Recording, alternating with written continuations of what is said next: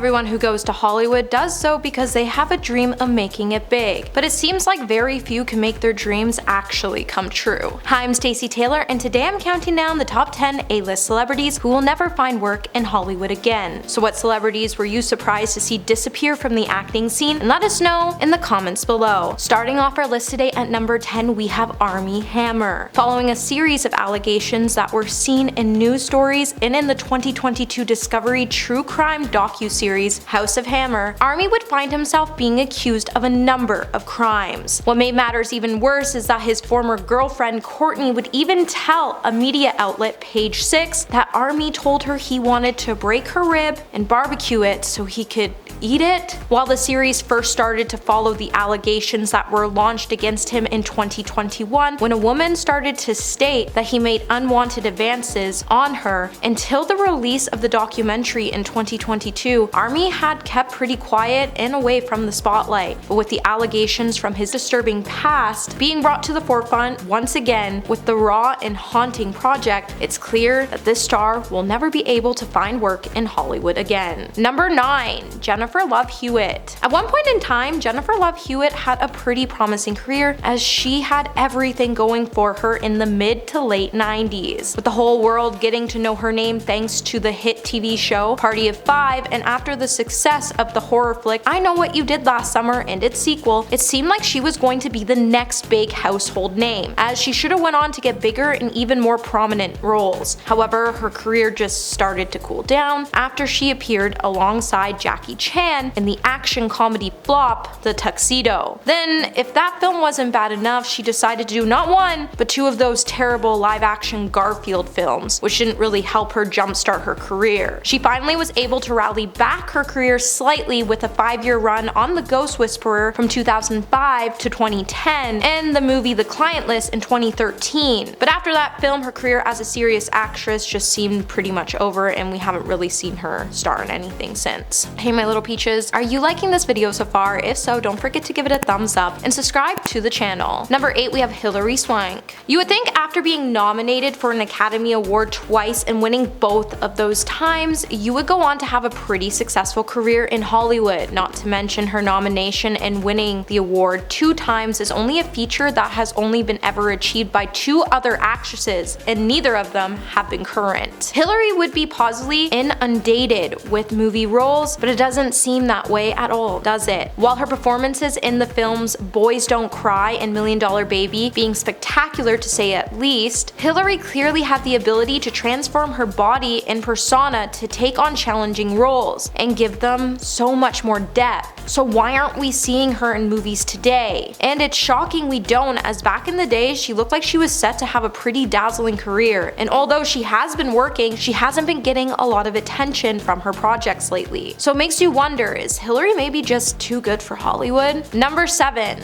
Ashley Greene. Between 2009 and 2012, Ashley Greene racked up 5 Teen Choice Awards for her role as Alice Cullen in the Twilight Saga film franchise, and she was even named Female Superstar of Tomorrow at the Young Hollywood Awards in 2012. In the beginning, it looked like her career was set to sizzle on forever, but instead it just ended up fizzling out. Apart from her role in the Twilight franchise, none of her other projects have managed to gain her that much attention or make her that much money. In fact, the only film that she's done since Twilight to make more than $1 million at the box office was The Apparition in 2012, which earned around $5 million. However, considering that film budget was around $17 million, this can't really be considered a win, and since casting agents want actors who bring in the money, now she's going to have a hard time finding decent work in front of the screen. Number 6. Drew Barrymore. It's not really surprising that Drew Barrymore was born into a family of actors, as the girl has been incredibly talented since day one, and it seemed like she was destined to become a huge name in Hollywood. And while the star definitely became a well-known name, her transition from child actor to adult performer has become pretty rocky, as throughout her life she has had to struggle not only with family issues but substances as well. But with saying that, she has emerged into the public as a beautiful starlet who is set to become a leading lady. Between 1995 and 1999, Drew would find her career taking off as she appeared in between 2 and 3 movies every year, picking up leading roles in films like Ever After and Never Been Kissed. Her career seems to be on a decline, as she's really only doing one 1 to 2 projects each year now, and she's hardly had any leading roles. These days, it seems like Drew works more behind the scenes as a producer than in front of the camera unless she's on her own talk show, The Drew Barrymore Show. Number 5. Catherine Zeta-Jones. Today, it seems like moviegoers aren't that interested in women in their 40s, and if you don't believe me, just take a look at Catherine Zeta-Jones. At a young age, all Catherine wanted to be was an actress, and by the early 2000s, it looked like she couldn't miss when it came to movies, as not only was she booking everything she auditioned for, but every film she made was pretty successful at the box office. Some films fans loved when it came to her roles were films like The Legend of Zorro, Entrapment, and Traffic. Not to mention her role as Velma Kelly in the musical Chicago also won her a Best Supporting Actress Oscar, but it seemed like over the last decade her career has fizzled out, and Catherine believes it's because there is a distinct lack of roles for older women in Hollywood. When Catherine decided to speak out about this issue, she would probably do more harm to her career than it did help. As she once said in an interview, it's not like there aren't great stories to be told about women in their 40s, it's just that the big bosses in Hollywood feel like the demographic of moviegoers are less interested. Number 4. Jessica Alba. Okay, Jessica Alba is gorgeous.